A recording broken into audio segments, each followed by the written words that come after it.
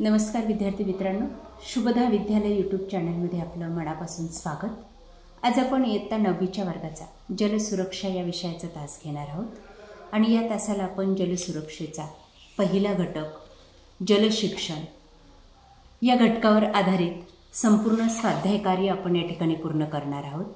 बघा, हा पहिला घटक आहे। त्यात पहिलं प्रकरण जलचक्र, 2 नदी प्रणाली, 3 पाणलोट क्षेत्र व पाणी प्रकार, 4 माती व खडक प्रकार।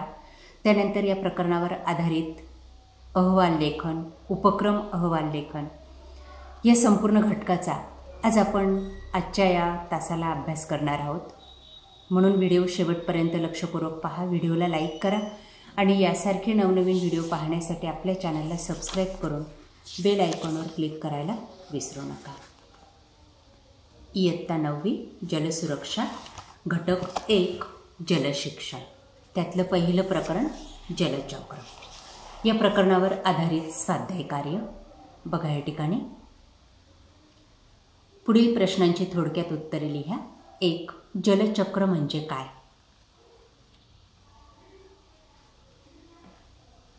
2 जलचक्राचे मुख्य घटक कोणते? सर्व प्रश्नांची उत्तरे या ठिकाणी दिलेली आहेत, ती काळजीपूर्वक पहा आणि आपल्या वहीत लिहा। तिसरा प्रश्न आहे, बाष्पीभवन प्रक्रियेची माहिती लिहा।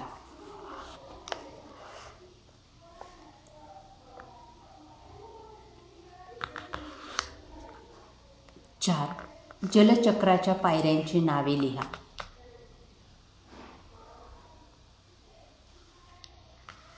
5 आवर्त पर्जन्य म्हणजे काय?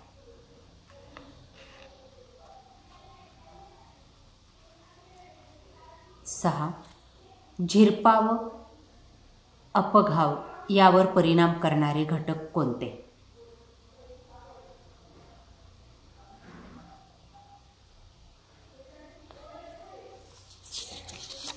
त्यानंतर पुढचं प्रकरण आहे नदी प्रणाली, त्यावर आधारित स्वाध्याय पाहू आपण। नदी प्रणालीवरचा पहिला प्रश्न, नदी प्रणाली म्हणजे काय? थोडक्यात उत्तरे द्यामध्ये। दुसरं, नदीचे मुख्य प्रकार कोणते?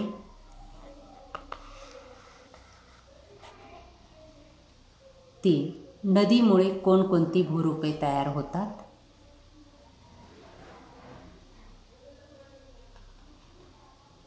4 जिवंत नदी व मृत नदी यातील फरक सांगा।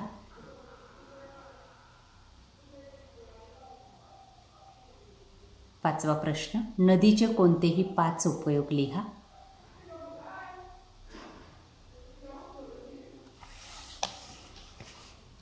6वा प्रश्न, नदीची हानी म्हणजेच प्रदूषण करणारे घटक लिहा।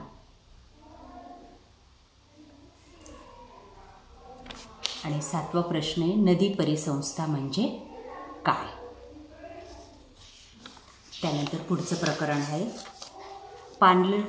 पाणलोट क्षेत्र आणि पाणी प्रकार, प्रकरण 3, त्यावर आधारित स्वाध्याय आपण पाहणार आहोत।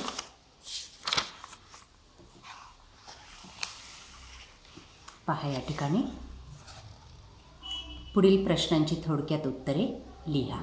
1 पाणलोट क्षेत्राचे वर्गीकरण लिहा।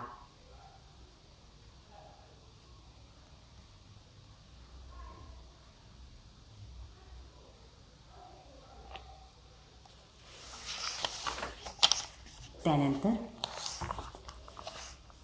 दुसरा प्रश्न, पाणलोट क्षेत्राचे गुणधर्म लिहा।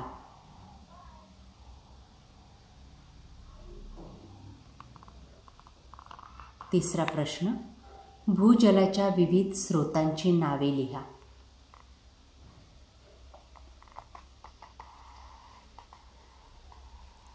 4 मॅग्मा जल कसे तयार होते?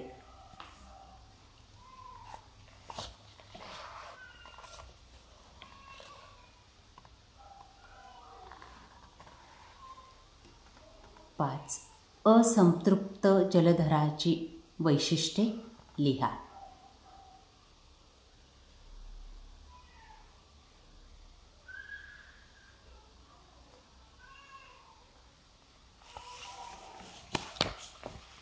त्यानंतर 6वा प्रश्न, भूपृष्ठ जल म्हणजे काय ते सांगून त्याचे प्रकार स्पष्ट करा.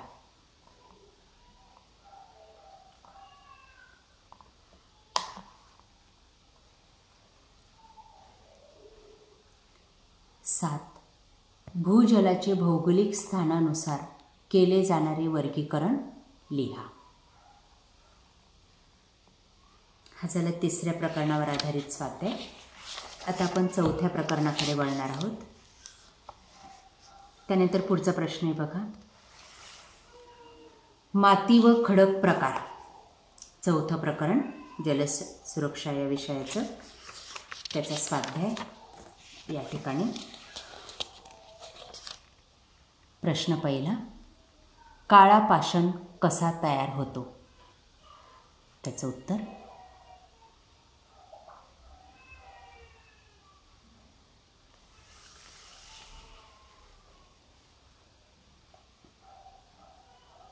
दोन, काळ्या पाषाणाचे मुख्य घटक कोणते?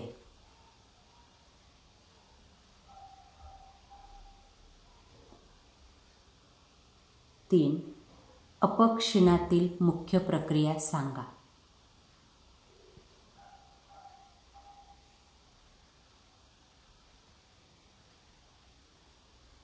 4, मातीतील कणाचे प्रकार सांगा.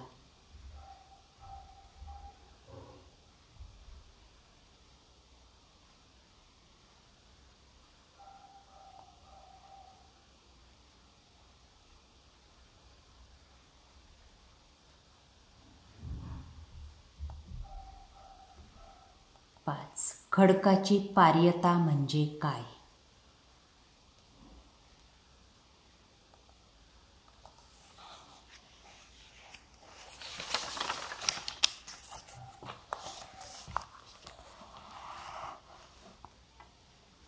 6, माती जमीन सुपीकतेस कशी मदत करते?